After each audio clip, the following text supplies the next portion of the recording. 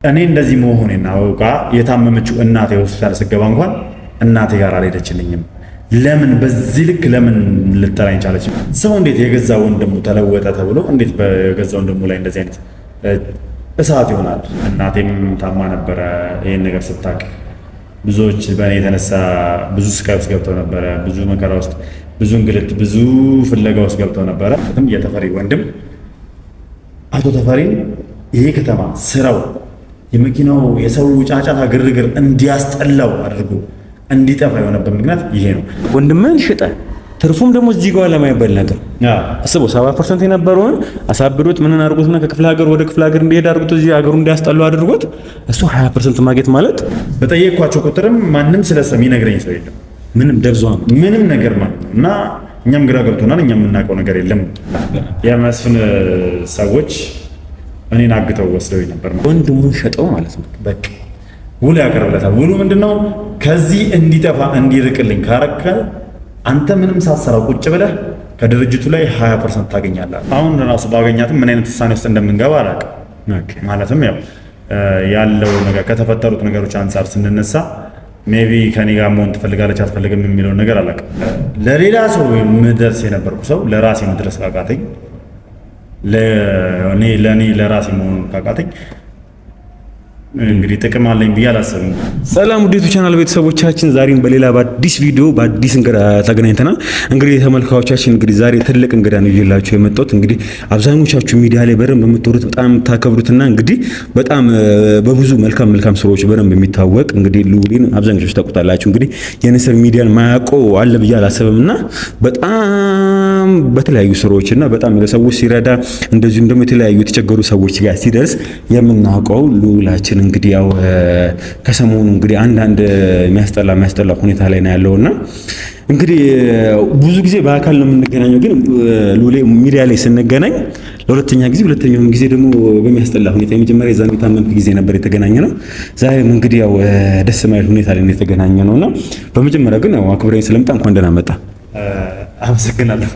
እሺ ያው እናንተ ማክበራችሁኝ ስለጋበዛችሁኝ ስለኔ ለመስማት ስለፈለጋችሁ ከልብ አድርጌ አመሰግናለሁ። ያው እንግዲህ አብዛኞቹ ተመልካዮችም እየጠየቁኝ ነበር፣ አረ ሶፊስቱን ላይ ያግዘው፣ አረ ከሱ ጋር ተባበሩ ምናምን እያሉ ነው። ያው በጀርባ ያው ብዙ ነገር እናደርጋለን። ያው እኛ የምናውቀው ነገር አለና ያው ፊት ለፊት ደግሞ ማናወጣ አንዳንድ መረጃዎችንም ደግሞ ያው የምንደርስባቸውም ሰዎች ክትትሉ እንዳያስተዋጉል እያለን እንግዲህ ከጀርባ ብዙ ማናወጣቸው ፋይሎች አለና እኔ እናንተ በደንብ ብዙ ጊዜ እንገናኛለን። ግን ያው ሚዲያ ላይ ለአሁን ለሁለተኛ ጊዜ ስንገናኝ አይደለ? የዛኔ ታመምክ ጊዜ ነበር ተገናኘው፣ ለሁለተኛ ጊዜ ነውና ከሰሞኑ ደግሞ ደስ የማይል ነገር ተፈጥሯልና አብዛኞቹም ደግሞ ምንድነው እንዴት ነው አሁን ላይስ ምንድነው ያለው የሚለውን ነገር ማወቅ እየፈለጉት ነበር። እኔ ጋርም ያለው ኦዲየንሶች እንዴ ሉሌ እንዴ ወንድሜንማስ ያው እኔም የቻልኩትን ተመልካቾችን በዚህ አጋጣሚ እኔም ከጀርባውኛ የሚችለውን ያህል እየሞከርን ነው። እንግዲህ ከፈጣሪ ጋር በቅርቡ ያው ጥሩ ነገር እንሰማለን ተስፋ ያደርገናል አይደል ሉሌ? እስቲ ምንድነው የተፈጠረውስ ምንድነው የሚለውን ደግሞ ሞር ደግሞ በደንብ ደግሞ ካንተ አንደበት እስቲ ሉሌ። መልካም በመጀመሪያ ሰላም ብያለሁ ቁም ነገር ቲዩብ ቤተሰቦች። ያው ያለው ነገር አብዛኞቹን ተመልካቾች ያውቁታል፣ አብዛኞቹን ቤተሰቦቻችን ታውቁታላችሁ። እና ያለው ነገር ምን እንደዚህ ተብሎ በማይታወቅ እንደዚህ ተብሎ በማይገመት መልኩ ስራ ላይ በነበርኩበት ጊዜ እንግዲህ የራሴን የሆነ ነገር አጥቻለሁ። እዚህ ጋር የሰውን ህይወት ለማስተካከል የተቸገሩት ሰዎች ጋር በተቻለኝ አቅም ለመድረስ እየሞከርኩ በነበረበት ሰዓት የራሴ የምለውን ነገር ከጀርባ ምንም ነገር ሳልመለከት ከጀርባ ያለውን ነገር ሳላጣራ ምን ሳልል ብዙ ነገሮች ተፈጥረዋል። እና እነዚህ ነገሮች ምንድን ናቸው የሚለውን ያው በደንብ ለመግለጽ ያክል ብቻ ከእጮኛዬ ጋር ማለትም ከኤልሲ ጋር ትንሽ የመራራቅ ውስጥ ሁኔታ ውስጥ ገብተን ነበረ። ስራ ላይ በነበርኩበት ሰዓት ላይ ብዙ ታይም ይሰጣት አልነበረም። አዎ እሱ ብቻ ሳይሆን ያው እሱን ነገር በደንብ ታውቋለች፣ አምናበትም ወዳም የገባችበት ነገር ነው። ከዛ ባሻገር ደግሞ ብዙ ጊዜ ሰፖርት የምታደርገኝም ነገር ነበር። ማለት ከካሜራ ጀርባ ብዙ ጊዜ አብራኑላ ብዙ ኬዞች ላይ ተገኝታ ታውቃለች። እሱ እኛን አግዛን ታውቃለች። ኢቭን ሀሳብ ትሰጠናለች፣ ለእኔ ብቻ ሳይሆን ለብዙ ጓደኞቼ ለነ ቴዲም ጭምር ብዙ ሀሳቦችን ሼር ታደርግ ነበረ። በሱ ምክንያት ሳይሆን በስራው ምክንያት ወይ ደግሞ ጊዜ ባለመስጠት ምክንያት ሳይሆን ብቻ የሆነ ሰዓት ላይ ከኔ ጋር ጋፕ ማድረግ እንዳለብን ማቆም እንዳለብን ነግራኝ አሳውቃኝ ነበርና ያው እኔም በስራው ላይ በስራችሁ ጥረት ላይ ስለነበርኩኝ ላስጨንቃት አልፈለኩም። በተደጋጋሚ ለምን የሚለውን ነገር እያነሳው ነበረ። ለማውራት ፈልጌ ነበር። እሷ ግን ምንም አይነት ነገር ከኔ ጋር መነጋገር ፈቃደኛ አልነበረችም። ስልክም ስደውል ለመመለስ ፈቃደኛ አልነበረችም። ጭራሽ እንዳትደውልኝ ከዚህ በኋላ ምናምን ብላ ስልኬን ራሱ እስከ አለማንሳት ደረጃ ደርሳ ነበር። ከዛ በኋላ ያው ስራ ላይ በጣም ፎከስ አደረኩኝ። ስራ ላይ ፎከስ ባደረኩበት ጊዜ እንግዲህ የተፈጠረው ምንድነው? ሁሉም ቤተሰብ በብዛት ተመልካቾች ያውቁታል። የመስፍን ሰዎች እኔን አግተው ወስደው ነበር ማለት ነውና በዛ መሀል እንግዲህ እናቴም ታማ ነበረ። ይሄን ነገር ስታውቅ ብዙዎች በእኔ የተነሳ ብዙ ስቃይ ውስጥ ገብተው ነበረ። ብዙ መከራ ውስጥ፣ ብዙ እንግልት፣ ብዙ ፍለጋ ውስጥ ገብተው ነበረ። እግዚአብሔር የተመሰገነ ይሁን። ወንድሞቼ ተሯርጠው አድነውኛል። እንግዲህ ወንድሜ ወይኔ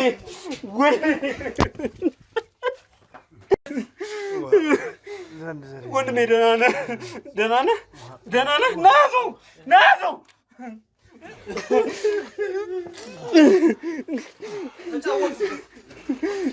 ያዘው ከነበርኩበት ነገር ውስጥ አስወጥተው ምናምን ነገር ለዚህ አብቅተውኛል። ከዛ በኋላ ግን ምንድነው ይህን ኬስ ከጨረስኩ በኋላ አንድ ወሳኝ ኬስ ስለነበረብኝ ብሩክ የተባለ ወንድማችን ጠፍቶ ስለነበረ እሱን ለመፈለግ ምናምን ነገር ትንሽ ስንሯሯጥ ነበረ። ያም ተሳክቶልን እንግዲህ አገኘ ነው። ከቤተሰቦቹ ጋር ካቀላቀልነው በኋላ ቀጥታ ያደረኩት ምንድነው የራሴ ጊዜ ወደ ራሴ ህይወት ልመለስ። ምንድነው የተፈጠረው? አንደኛም ያው ተመልካቾችም ጥያቄ እያነሱ ነበር ከኤልሲ ጋር ምንድነው የተፈጠረው የሚል ነገር። ምክንያቱም እነ ማህሌትን ነፃ ባወጣሁበት ጊዜ በተለይ ማህሌትን መጀመሪያ እንዳገኘኋት ሰሞን እናቴ መታ ነበርና እናቴ ማህሌትን እንኳን ለቤትሽ አበቃሽ በሚል እንዲሁም ስጦታ ይዛላት መታ ነበርና የዛን ጊዜ ስታወራ ጨረፍታ ነገር አንስታ ነበር ማዘር ማለት ነውና በፍቅረኛ የደረሰብህ ነገር ስትል ወዲያው ነው ያስቆምኳትና ኦዲየንሱ ወይ ደግሞ ተመልካቾቻችን ያ ነገር በጣም ይከነከናቸው ነበር እና ጥያቄ ያነሱ ነበር። ምንድነው የተፈጠረው ከሷ ጋር ምንድነው ከሷ ጋር የሆነው ምናምን ነገር ብለው ጥያቄ ያነሱ ነበር። ስለዚህ አንተ እንድነሳባ አልፈለግም። አዎ እኔ በሰዓቱ ማውራት አልፈለኩም ነበር። ምንድነው ምክንያቱም እዛ ጋር ያለውን ነገር ስለማላውቀው ይሄ ነው ብዬ መናገር አልፈለግም።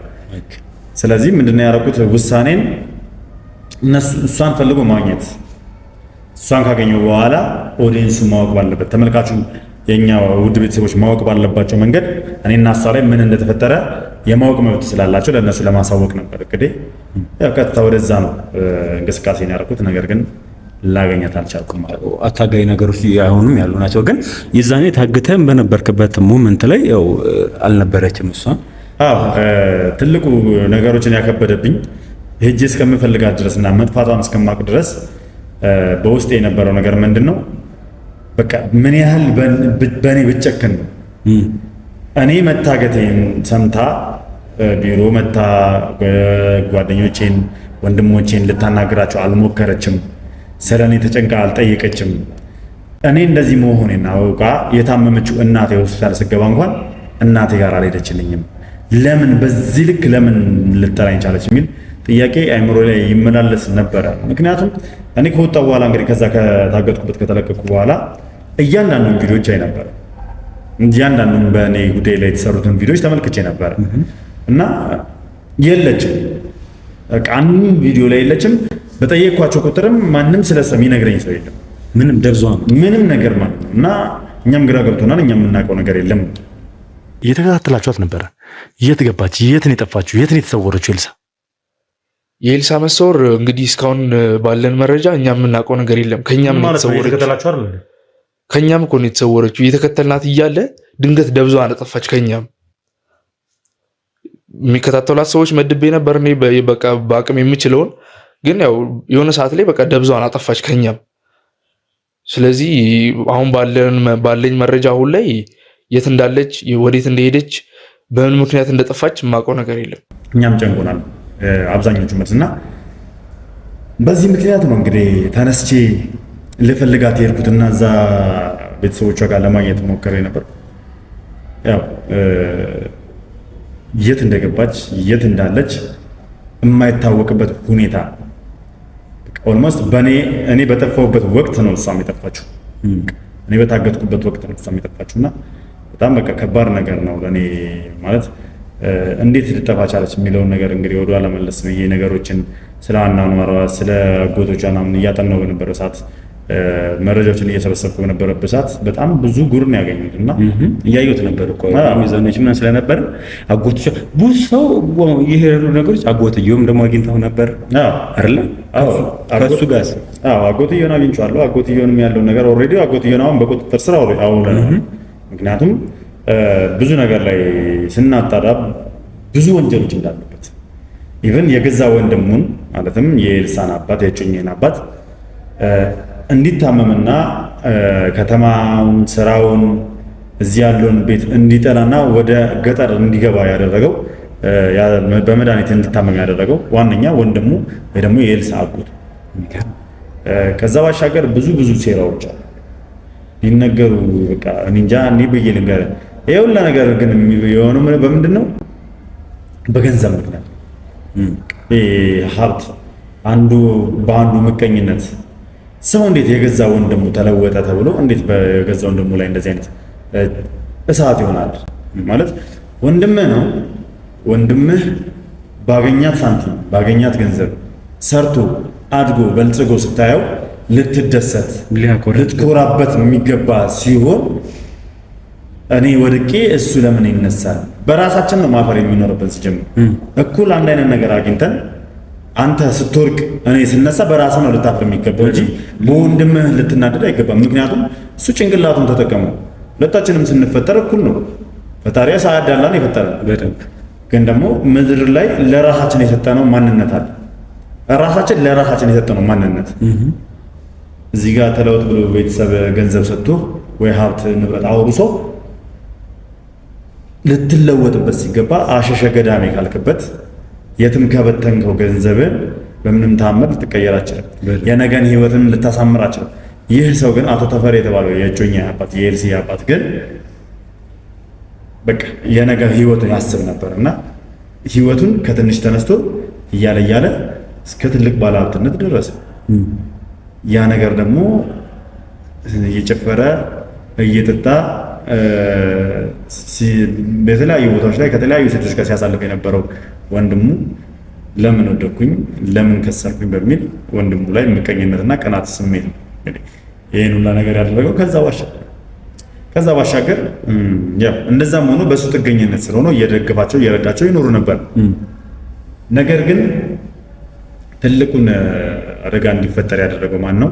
ይሄ ሁላ ነገር እንዲፈጠር መንስኤው አቶ ኤፍሬም የተባለ የአቶ ተፈሪ ጓደኛ ማለትም በቃ ሼሪንግ የሆነ ቢዝነስ ፕላን መጣለት።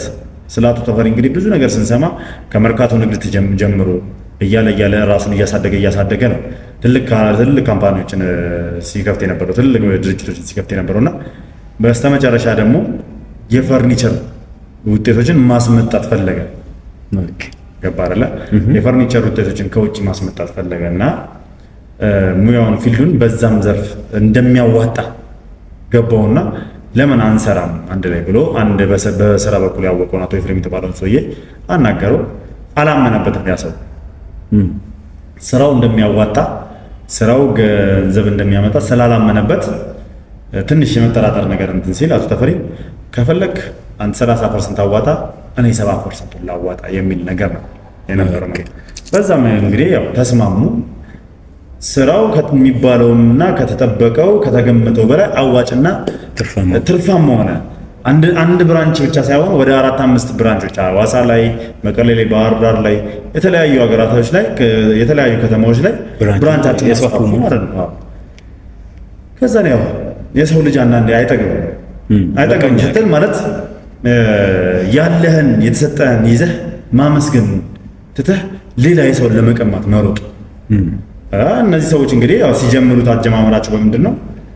37% አይደለ? አጀማመር እያንዳንዱ ሂደት ላይም ትርፍ ክፍፍል ላይ ምን ላይ መሆን ያለበት ምንድነው? 70-30 ነው። ተስማምተው ነው የገቡት። አቶ ተፈሪ ፍላጎቱ ምን ነበረ? ትርፍ ክፍፍል ላይ መድረስ አልፈለገም ነበር። ገና ድርጅቱን ከዛ በላቀ መልኩ ማስፋፋት ይፈልግ ነበር። ኦኬ፣ የተሻለ ማድረግ ከዚህ በጣም ብዙ ብራንቾችን ከፍቶ ብዙ በቃ እንደዚህ አይነት ስራዎችን ማጠናከርና ማስተዋወቅን ይፈልግ ነበር። ነገር ግን በጣም በሚገርምና በሚያሳዝን ሁኔታ አቶ ኤፍሬም ገንዘብ መካፈል አለብን የሚል ነገር አመጣ። ትርፋችንን እንካፈላለን። ያው አቶ ተፈሪም እንግዲህ እንደማይሆን ነገሮት ነበረ። ግን ያው ምንም ማድረግ አልተቻለም። በስተመጨረሻ መብቱ ስለሆነ ኦኬ እሺ እንካፈል። ሂደቱ ምን ይመስላል? አቶ ኤፍሬም እንግዲህ 50-50 ነው የምንካፈለው። ለምን 37 ነበር መሆን የነበረበት? ያ ነው ግጭቱን ያመጣው ጠቅላላ ያ ነው። 70-30 ነበር መሆን የነበረበት 50-50 ላይ። ከዛ አቶ ተፈሪ ደግሞ ለምን እንደዛ ይሆናል? እኔ 70% አዋጥቼ ነው ይህን ድርጅት ያቋቋም ነው፣ አንተ ደግሞ 30% ነው። ስለዚህ ክፍፍሉም መሆን ያለበት ትርፍ ክፍፍሉም መሆን ያለበት 30-70 ነው። አይሆንም ምናምን ያው ፍርድ ቤት ምናምን ቆሞ ነበረ። ነገር ግን ያው አቶ ኤፍሬም በነገራችን ላይ በጣም ቱጃር በጣም ባለሀብት ነው። ግን ደግሞ ነገሮችን እያጣራን ስንመጣ ሀብቶቹ ራሱ በጤናማ መንገድ የመጣ ሰው አለ። ቀድሞ ነው አመጣጡ ራሱ ገና ከኋላ ልክ እንደዚህ ከሰዎች ጋር ቢዝነስ እየጀመረ ሰዎችን እየጣለ ራሱን እያነሳ የመጣ ሰው። ኦኬ፣ ይሄ ሁሉ በሰው የመጣ ነገር እና በጤናማ መንገድ የመጣ ስላልሆነ ያው ገንዘብ አለው በአንዳንድ እያለ ማንጓተት ጀመረ። ያው እዛዛ ጉዳይ ላይ እኛ እንግዲህ ኦልሬዲ እየገባን ነው። ሚዲያ ላይ መግለጽም አያስፈልግም። ምክንያቱም እንደዚህ አይነት ስራ የሚሰሩ ሰዎች መያዝ ያለባቸው መጠየቅ ያለባቸው ናቸው። እና ያው ፍርዱ እንዲጓተት ምናምን ነገር ማድረግ ጀመረ። ይህን ሲያደርግ ግን ለአቶ ተፈሪ ፕላን እያዘጋጀለት ነበር። ኦኬ፣ የሚጥልበትን ፕላን እያዘጋጀ ቀደም ያወራው ለማን ነው? እና አቶ ደጀኔ ማለትም የተፈሪ ወንድም አቶ ተፈሪን ይሄ ከተማ ስራው የመኪናው የሰው ጫጫታ ግርግር እንዲያስጠላው አድርጎ እንዲጠፋ የሆነበት ምክንያት ይሄ ነው። ምክንያቱም አቶ ደጀኔ ከአቶ ኤፍሬም ጋር ይገናኝና አቶ ኤፍሬም ዲል ያቀና እና ለአቶ ተፈሪ መታመም በቃ ክፍለ ሀገር ለመሄዳቸው ምናምን ምክንያት እሱ ነው ተጠያቂ መሆን ያለበት እሱ ነው። አሁን ላይ እንዴት ነው ለእሳቸው መታመም ክፍለ ሀገር ለመሄዳቸው ተጠያቂ ሊሆን የሚችለው? በቃ አቶ ተፈሪ በጣም ጠንካራ የስራ ሰው ስለነበሩ እና በቃ በስራቸው ስኬታማ ሰው ስለነበሩ አቶ ደጀኔ በጣም ነበር የሚቀናባቸው በስራቸው በታታሪነታቸው እና በዛ ምክንያት ነው በቃ ብቅናት ስለነበረበት ነው አቶ ተፈሪ እንደዛ አደረጋቸው። ስለዚህ ይህን ነገር ሲያደርግ ያው ከአቶ ኤፍሬም ጋር ተነጋግረው ተስማምተው ተመሳጥረው ነው ይህን ነገር የፈጸሙት። አዎ አቶ ኤፍሬም ከሀገር ከመውጣታቸው በፊት ያለውን ነገር እንደዛ ተስማምተው ከዛ በኋላ ነው አቶ ተፈሪን ክፍለ ሀገር እንዲሄዱ እንዲታመሙ በሽታ ላይ እንዲወድቁ ያደረጓቸው። ከዛስ ለደጀኔ ምንድን ነው የተሰጠው? ማለት ደጀኔ እዛ ድርጅት ውስጥ ድርሻ አለው እያልከኝ ነው። እንዴት ነው ድርሻ ሊኖረው የቻለው?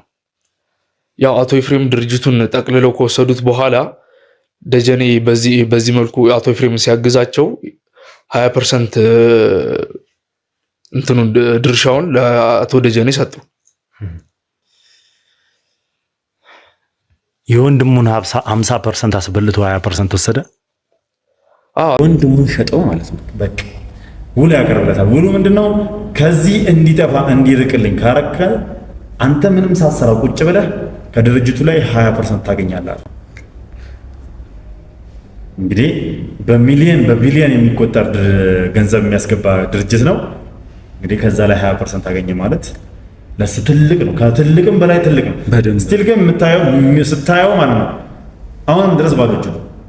ምንም በቃ እንደዚህ የተዘበረ ታዲያ ወዴት ሄዳል? ያገኛል ያወድማል እና ምንም ጤና ሲጀምር እንትን እኮ ነው ሉሌ ብሩ ራሱ አመጣጡ ራሱ ይሄ ሰላማዊ መልኩ ባልሆነ በዛ ላይ ወንድምን ሽጠ ትርፉም ደግሞ እዚህ ጋር ለማይበል ነገር አስበው 70% የነበረውን አሳብዶት ምንን አድርጎትና ከክፍለ ሀገር ወደ ክፍለ ሀገር እንዲሄድ አድርጎት እዚህ ሀገሩ እንዲያስጠላው አድርጎት እሱ 20% ማግኘት ማለት ቢያስበው እኮ በጣም ትንሽ እኮ እንዴ አስበው። እዚህ ጋር እኮ አሁን የወንድሙን 50% እኮ ነው ለዚህ ሰው እያሳለፈ ይሰጣል። የወንድሙ 70% ተከራክሮለት እኮ ቢያንስ ለወንድሙ ቢያስመልስለት ኖሮ የተወሰነ ፐርሰንት ወንድሙ ሊሰጡ ይሻላል። በዛ ላይ ደግሞ ጤናማ የሚሆነው መልኩ ነው። እዚህ ጋር እሱን አድርጎለት የተሻለ እኔ እንጃ እኔ እንዴት እንደሆነ ባላውቅም ቢያንስ እንኳን ለራሱ እንኳን ተስገብግቦ እሺ ብሎ ካስኬደለት በኋላ 50-50 ራሱ አርግልኝ ቢሎ ይችል ነበር ማለት እየደገፍኩት አይደለም ተግባሩ። ግን ደግሞ በጣም የወረደና ገንዘብ ወዳጅ ስግብግብ ስትሆን ማለት ነው ለራስ እንኳን የሚገባን ነገር አታውቅም። ገባር እንግዲህ የራሱ የወንድሙን ገንዘብ ሰው ሲበላው እያየ ነው። እሱ የበላ መስሎታል በ20% የተረፈ መስሎት እኮ ነው። ግን ሰው ሲበላው እያየ ነው። እና በዚህ መልኩ ዲል አድርገው እንግዲህ ያው ተፈሪን ከዚህ ያላርቀውታል ወንድሙ ከዚህ በማድረግ በመቀጠል ደግሞ ሉሌ ስለ ደብዳቤው እስቲ ያለውን ነገር አንዳንድ ነገሮች የደብዳቤውም ደግሞ በጣም ሽኩቻ ስር ገብተህ ነበር ያየሁት ነበር እየሰማሁ እየተደዋወልን በነበረበት ታይም ላይ በጣም ሽኩቻ ነበር ሰው ደብዳቤው እስቲ ስለ ደብዳቤውም ደግሞ እስቲ እንግዲህ ይሄ ደብዳቤ ኤልሳ ከጠፋች በኋላ ያለው ነገር ማንገር ስናጣራ ብዙ ቦታ ስንወጣ ስንወርድ እዛ ቤት ሰራተኛ እንደነበረች ወይ ደግሞ አጋዣቸው እንደነበረች መረጃ ደረሰኝ። ይሄን ሁላ ነገር ከማወቄ በፊት ማለት አቶ ደጀኔን ማንነቱን በደንብ ሁሉ ነገር ከማወቄ በፊት ይሄ ሁላ ነገር መፈጠሩን ከማወቄ በፊት ነው ስለ ደብዳቤው የሰማሁት። ከዛ በኋላ ግን ሰራተኛዋን አፈላልጎ የማግኘት ስራ ነበረ። አግኝቻታለሁም እንግዲህ ሳናግራት ደብዳቤ ለሷ ተሰጥቷት እንደነበረና እንደቀሟት የነገረች ልሳች እኔ ደብዳቤ ተቀምጦልኛል ብዬ አስቤ አላውቅም ነበር። አጋዥ ነች። አዎ እዛ ቤት እንግዲህ በአባቷ የተቀጠረች ነች። ለአባቷ ስትል ነው እዛ ቤት እንዳጋዥ ሆና የገባችው እና የአባቷ ውለታ ስላለበት የኤልሳ አባት ውለታ ስላለባት ማለት ነውና እንደ ዘመዳቸውም ጭምር ነች። የሩቅ ዘመዳቸው ከአጋዥነቱ በተጨማሪ የኤልሳ ወይ ደግሞ የእናቱ ደጀኔ እናቱ ተፈሪ የሩቅ ዘመድም ጭምር ነችና ምንድነው የሆነው? አወጣጧት እየደበደቡ እየቀጠቀጡ የነገረቻት ነገር ካለ ኤልሳ የት እንደሄደች እንድትናገር በጣም ዱላ አብዝተው በጣም መከራ አብዝተውባት ስቃያን አብዝተውባት ምናምን ነገር እውነቱን እንድታወጣ አደረጓት። ደብዳቤ ለመውሰድ ከናቲ ጋር ሆናችሁ ሰራተኛዋን ድብድብ ቅጥቅጥ አረጋችኋታል። ከዛም ለሊት 5 ሰዓት ላይ ወስዳችሁ መንገድ ላይ ጣላችኋት አይደል? ጅብ እንዲበላት አርፈ ቁጭ በል። አይዞህ ማለት ነው። ይገባኛል ስሜቱ ለምረት ለረጅም ጊዜ ቤት እንደ አገልጋይ ሆና ስታበስል፣ ስታጸዳ፣ ስታጠብ፣ ስትመግብህ የቆየችን አንዲትን ሴት እንደምንም ደብድበህ የሆነ ነገር ለማወጣጣት መሞከር ማለት ይሄ በጣም በቃ እንጃ። ከአውሬም ለነገሩ ለወንድሙ ያልተመለሰ ለአንድ አጋዥ ጭራሽ ያደረገው ነገር ምንም እንትን አይልም እና መጠበቅም የለብህም።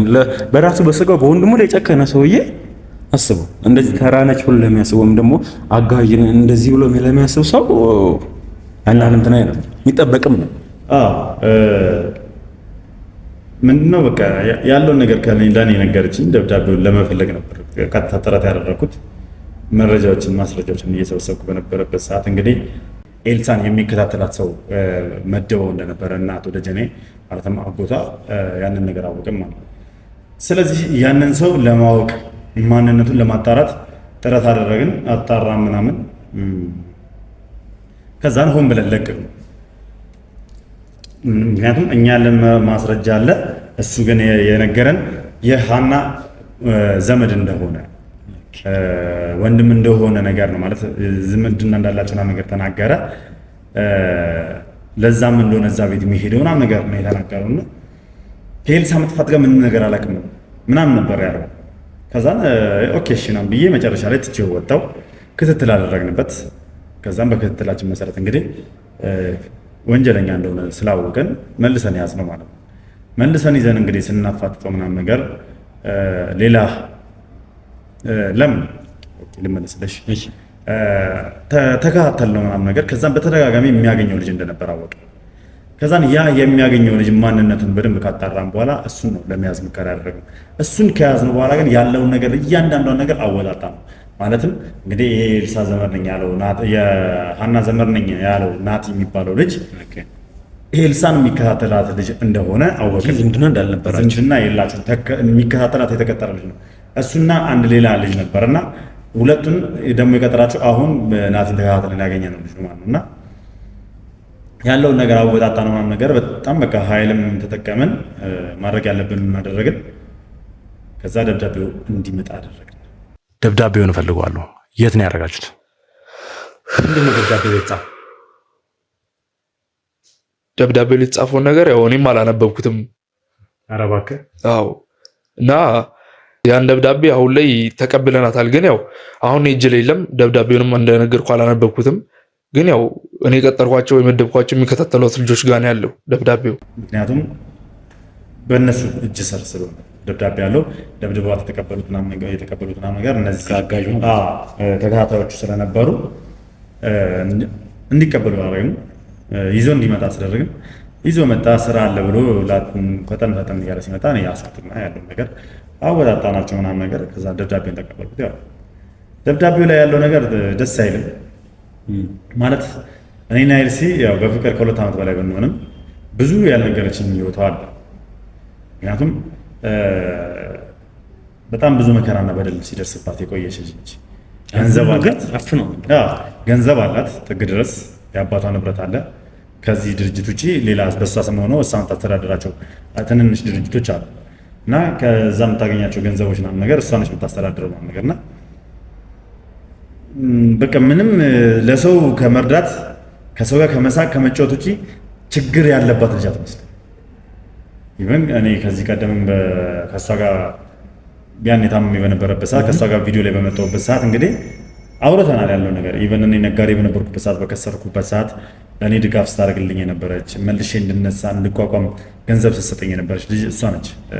ወደ ስራዬ እንድመለስ እና ከድብርቴ ከነበርኩበት ስሜት እንደወጣ ያደረገችኝም እሷ ነበር በሰዓቱ። እና በታምር ግን እንደዚህ አይነት ስቃዮች ይኖሩባታል ብለህ የምትገምታት አይነት ሴት አለች።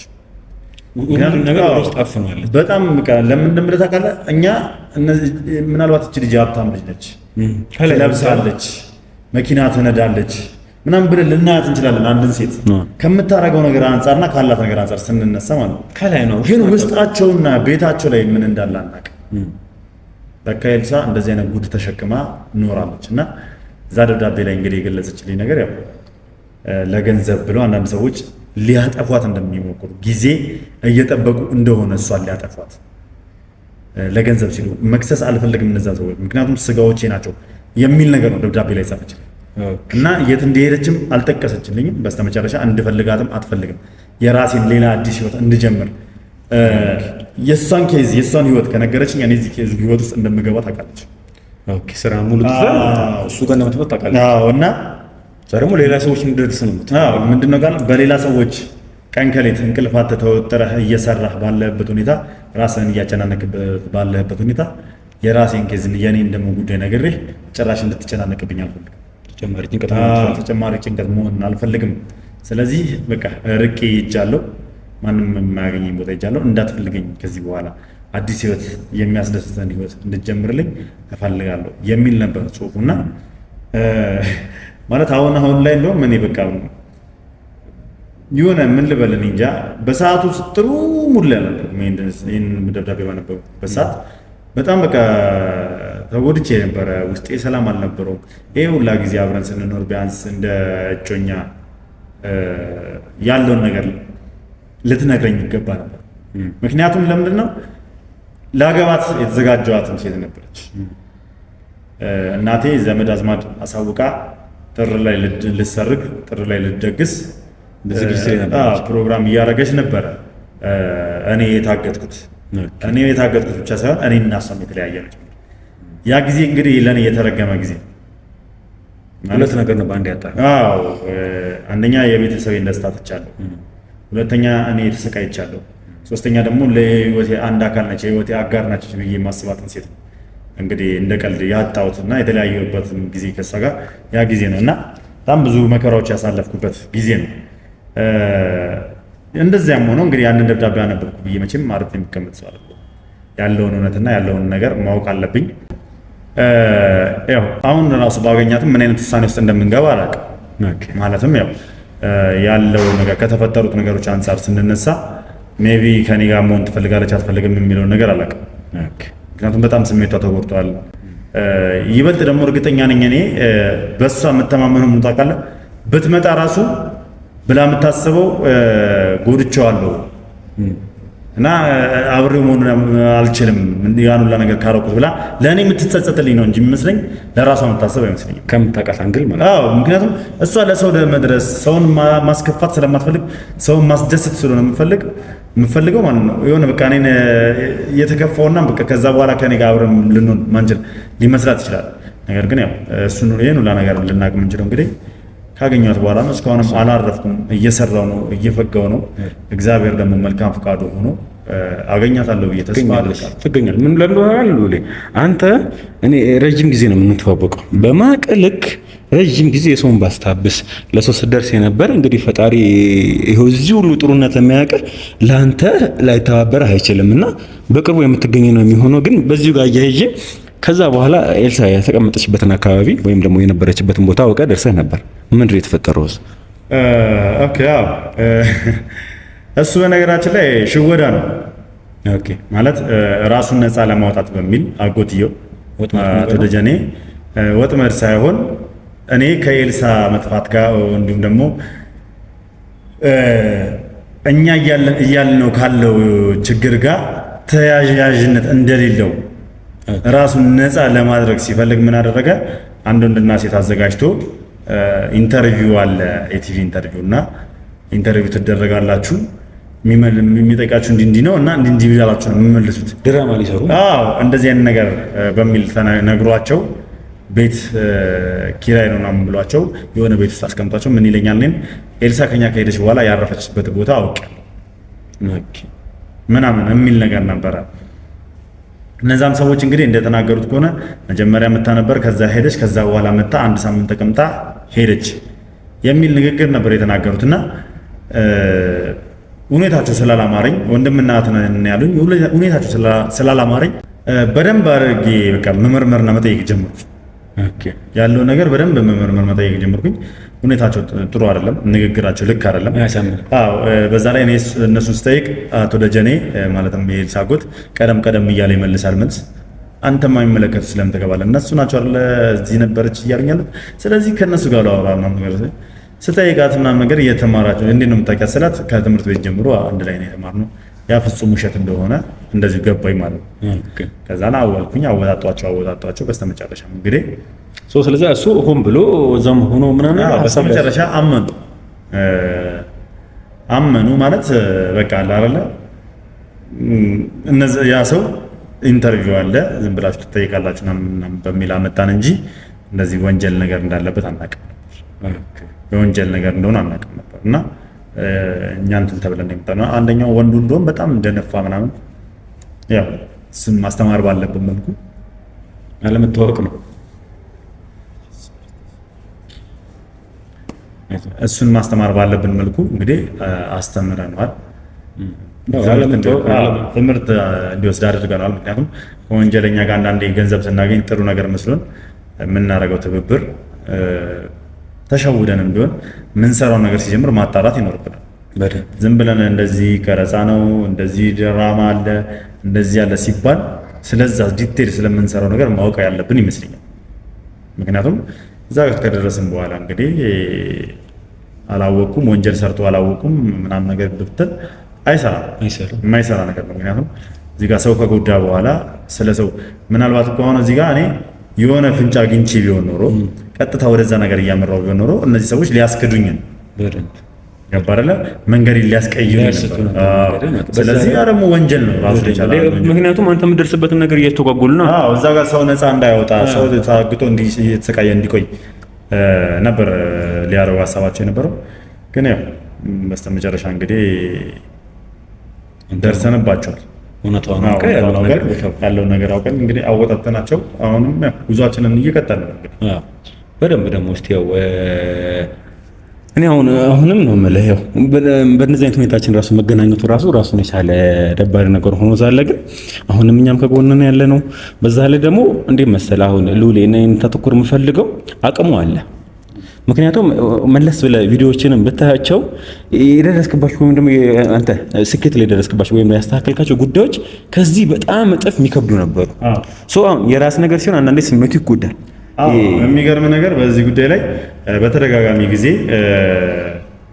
እነ ቴዲ ማለትም መብረቅ የንስራዬን ቁጥር 2 እና ነበልባል አቤል በቃ ይሄን ኬዝ እኔ ትቼው ለእነሱ እንደሰጣቸው ተደጋጋሚ ጊዜ ጠይቀውኛል። በቃ እኔ ከዚህ ኬዝ እንደወጣና እነሱ እኛን ጨርሰው ይሄን ነገር እኛ እንስራው፣ ምክንያቱም አንተ ስሜታዊ እየሆንክ ስለሆነ በጣም ትጎዳበታለህ የሚል ነገር ነበር። ነገር ግን እኔ አልፈቀድኩላቸውም። ምክንያቱም ለሌላ ሰው የምደርስ የነበርኩ ሰው ለራሴ መድረስ ካቃተኝ፣ ለእኔ ለራሴ መሆኑን ካቃተኝ እንግዲህ ጥቅም አለኝ ብዬ አላስብም። ምክንያቱም ለራሱ የማያውቅ ሰው ለሰው አውቃለሁ ማለት አይችልም። ገባ አይደል? እኔ ደግሞ ላፊ ስሜታዊ ሆኜ ያው መጀመሪያ ሰሞን በእርግጥ በጣም ልህ እያዜ ነበረ። ምክንያቱም ያው የነበረው ነገር እሷን ማጣት የእሷ ላይ የደረሰው ነገር ሲሰማ ውስጤ እየደነገጠ እየፈራ በጣም ብዙ ነገሮችን እያሰብኩ ነበርና ከዛ በኋላ እንደማይሆን ነገራቸው ኦልሬዲ ያው ቴዲ ያው ከኔ ጋርም ስለሆነ የኔም ብራንች ስለሆነ የኔም ከቁጥር 2 ቻናል ስለሆነ በዙሪያም ስላለ የሚሰራው ነገር በደንብ ስለማቅ አብሮኝ እየሰራ ነው ያለው። አቤልን ደግሞ ነበልባልን ያው የራሱ ኬዞች አሉበት፣ ብዙ ኬዞች ስላሉበት እነዛ ነገሮች ሶልቭ እንዲያደርግ፣ ምክንያቱም እኛ ለሁለት ሆነን ስለማያቀተን ሁላችሁም የራሳችሁ የሆነ ተራ የሚጠብቁ ፍትህ የሚፈልጉ እንዲሁም ደግሞ ፍርድ የሚገባቸው ሰዎች ኬዞች ይዛችሁ ቁጭ ብላችኋል።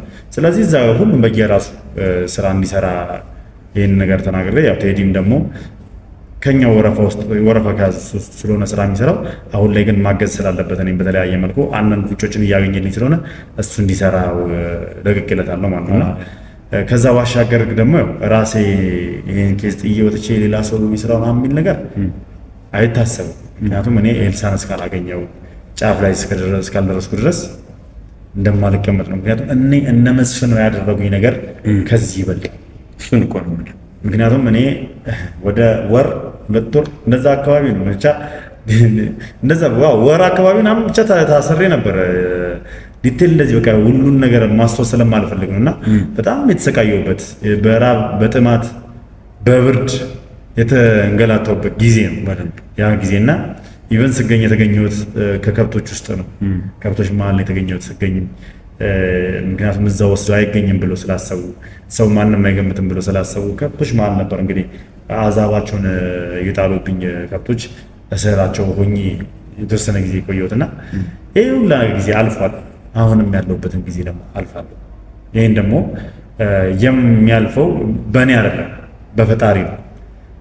ለዚህ ሁላ ነገር ደግሞ ምክንያት ሰላም ማግኘት ጥሩ ነገር መሆን ምክንያት የሚሆኑት ደግሞ ተመልካቾቻችን ናቸው። ምክንያቱም የነሱ ጸሎት የነሱ መልካም ምኞት ሁልጊዜ እኛን እንዳቆመን የኛ ስራ እንደሰመረ እኛ የምናደርገው ነገር በጠቅላላ በመልካም እንዲጠናቀቅ ትልቁ ሚና የሚጫወተው እንግዲህ የውድ ቤተሰቦቻችን ጸሎት ነው። አሁንም ደግሞ በእነሱ ጸሎት በእነሱ መልካም ምኞት ከጫፍ እንደምንደርስና የተሻለ ነገር እውነታው ላይ እንደምደርስ ተስፋ አለኝ።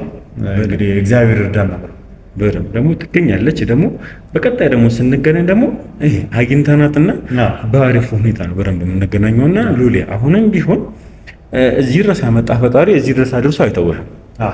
የተሻለ ቀን ይመጣል። አሁንም የተሻለ እሷንም አግኝታችሁ የተሻለ ወይም የተስተካከለ ኑሮ እንድትኖሩም ደግሞ አሪፍም ደግሞ እንድትሆኑ ደግሞ እኔም በተመልካዮችም ስም በዚሁ ላቀርቡ እገድዳለሁ ወይም ደግሞ እፈልጋለሁና ሌላም ደግሞ እኛም ከጀርባ እንሆናለን። ወይም ደግሞ በስተመጨረሻም ደግሞ ማስተላለፍ የምትፈልገው ነገር ካለ ያው መጀመሪያም አለን፣ አሁንም ደግሞ ካንተ ጋር ከጀርባ በደንብ እንሆናለን። እንደዚህም ደግሞ ተመልካቾችን በዚህ አጋጣሚ ይሄን ቪዲዮ ሉል ራሱ ገብቶ ስለሚያዩ ሁላችሁም መልካም ምኞታችሁን ኮሜንት ላይ አስቀምጡልኝና እንደዚሁም ደግሞ ሙስሊም ከሆናችሁ በዱዓ ክርስቲያንም የሆናችሁ ደግሞ በጸሎት ደግሞ ያገዛችሁ እንግዲህ ያው እሱም ጥንካሬውን በደንብ ታውቁታላችሁ። ግን ፈጣሪ ደግሞ ተባብሮት ደግሞ ጊዜው እንዲፋጠን ደግሞ ስለምንፈልግ እናንተ መልካም ምኞታችሁን አስተላልፉልኝና ኮሜንት ላይ ያለውን እሱም በደንብ ያየዋል። ሉሌ በዚህ አጋጣሚ ግን ማለት የምትፈልገው ነገር ካለ? እሺ ማለት የምፈልገው ነገር ካለ እስከዛሬ አሁንም ብላል ለዚህ ያደረሰኝ አምላክ ለመጨረሻው ለዋናው ፍሬ እንዲያበቃኝ መልካም ምኞቴ ነው። ሁላችሁም ውድ ቤተሰቦች እንግዲህ የሶፊ ቤተሰቦች ወይም ደግሞ የቁም ነገር ቲዩብ ቤተሰቦች በጸሎት እንድታግዙኝ በዱዓ እንድታግዙኝ ከጎኔ እንድትሆኑ ጠይቃለሁ። ምክንያቱም ያው ከባድ ጊዜ ነው እያሳለፍኩ ያለሁት። በነገራችን ላይ ምንድነው አሁን ላይ እየተረጋጋሁ ያለሁበት ሁኔታ ነው ያለው እንጂ በቁም ነገር በኖርማል ህይወቴ ላይ ጥሩ ነገር እየተሰማኝ አይደለም ማለት ጠንካራ ነኝ፣ እሰራለሁ፣ እፈጋለሁ፣ መረጃና ማስረጃዎችን አሰባስባለሁ፣ ከዓላማዬና ከግቤ ለመድረስ እሞክራለሁ። ነገር ግን ማታ ማታ ጭንቀት አለ። ወረቀትን ሳገላብጥ ላድር እችላለሁ። ነገ የማደርገውን ነገር ነገ ማንን ሄጄ እንደምጠይቅ ያገኘሁትን ፍንጭ እንዴት አድርጌ ወደ ማስረጃነት እንደምቀይር እንዴት ወደ ማስረጃነት ቀይሬ በእጄ እንደሚይዘው ምናምን ነገር ያንን ማስረጃ ደግሞ ማጠናከር ምናምን የሚባል በቃ እንደዚህ ስጨነቅ ራሴን ሲያመኝ ምናምን በቃ እላፊ ስሜት ውስጥ እየገባው ከሰው ጋር ማውራት እስከሚያስጠላኝ ድረስ ስልክ እንኳን ሲደወልልኝ በቃ ማለት ይሄ ነው ተብሎ የሚደወልልኝ ስልክ የስራ በቃ በዚህ ጉዳይና በዚህ ዙሪያና በዚህ ዙሪያ ብቻ እንዲሆንልኝ ነው የምፈልገው። ከዚህ ውጪ ሌላ ስልክ ማውራት ምናምን ከሌላ ሰው ጋር መነጋገር በቃ ያ ነገር አይታየኝም በአሁኑ ሰዓት ላይ። ምክንያቱም ውስጤ ጥሩ አይደለም ያለውበት ሁኔታ አእምሮዬ ላይ የሚመላለስ ነገር ስላለ ኤልሳ አለች በህይወት ኤልሳ ሞታለች፣ ኤልሳ ምን አይነት ሁኔታ ላይ ነው ያለችው የሚለውን ነገር እንግዲህ በጣም በተደጋጋሚ በጭንቅላቴ እየተመላለሰ ነው ያለው። ይሄ ነገር ደግሞ እኔን እየረበሸኝ ያለው ግን ደግሞ ያም ሆነ ይሄ እሱን እውነታው ላይ የምንደርስበት ይሆናል። ሁሉም የሚሆነው በእግዚአብሔር ነው። ሁን ያለው ይሆናል። ሁሉም ነገር በእኛ ሳይሆን እሱ በፈቀደ ነው የሚሆነው። ስለዚህ ውድ ቤተሰቦች እንግዲህ ይሄንን ይመስላል ሰሞኑን እያሳለፍኩ ያለሁት። ስለተሰማኝ እንደውም እንደዚህ ከማንም ጋር ቁጭ ብዬ ዲቴል በደንብ እንደዚህ በዝርዝር አውርቼ አላውቅም። ስለሰማኝ እንዳወራ ስለፈቀድክልኝም አመሰግናለሁ። ኧረ ምን አደረኩኝ? እኔ በጣም ነው የማመሰግነው። እንደው እዚህ ድረስ አክብረኸኝ መጥተሃልና ያው ለተመልካቾቻችንም ታክብረሃቸው እንደዚሁም ደግሞ የሚሰማህን ስሜት ራሱ ማውጣት አሁን በጣም ትልቁ ነገር ስሜት ነው ማውጣት ነው። ብዙ ጊዜ ወደ ውስጥ ነው የምትታመመውና ስሜት እንደዚህ መተንፈስ ራሱን የቻለ የሚያቀል ነገር አለው ብዬ ነው የሚጠራውና ለወሌ በድጋሚ በጣም አመሰግናለሁ እዚህ ድረስ ስለመጣ። እንግዲህም ደግሞ ቀጣይ እርምጃዎቹ እያንዳንዱ ላይ አሁን ከጀርባም አለን። አሁንም ደግሞ እኛም ደግሞ አስፈላጊ በሆንበት ታይም ላይ ስራችን ሙሉ ተን ደግሞ አንተ ጋር ልንታ ቃል እንገባላለን። ያው የያዝናቸው ኬዞች አሉ እሱ ለመፍታት የምንችለውን እየሞከርን ነው። ግን አንተ አስፈላጊ በሆነበት ታይም ላይ አንድ ስልክ ደውልን፣ እኛ ሁሌም ከጎንና የምንሆነው። በድጋሚ እዚህ ስለመጣ በጣም አመሰግናለሁ። እንግዲህ ተመልካቾቻችን በዛሬ ፕሮግራም እንግዲህ ጥያቄዎቻችሁ ሙሉ እንደተመለሰ ባለሙሉ ተስፋ ነኝ። እንግዲህ ዛሬ ከልዑል ጋር የነበረን ፕሮግራም ይሄን ይመስላል። እንግዲህ ለዚህ ቻናል አዲስ ከሆናችሁ ላይክ፣ ሼር እንዲሁም ሰብስክራይብ በማድረግ የዚህ ቻናል ቤተሰብ መሆን ትችላላችሁ። እንደዚሁም ደግሞ ቅድም እንዳልኳችሁ ሙስሊም ከሆናችሁ በዱዓ ክርስቲያን ከሆናችሁም ደግሞ በጸሎት ደግሞ ኮሜንት ላይ ደግሞ ለልዑል ወይም ደግሞ ለባለቤቱ መገኘት መልካም ምኞታችሁን እየገለጻችሁ እሱም ደግሞ ገብቶ ሲያዩ ደግሞ በዛው ፍቅራችሁን በደንብ እንዲያውላለው።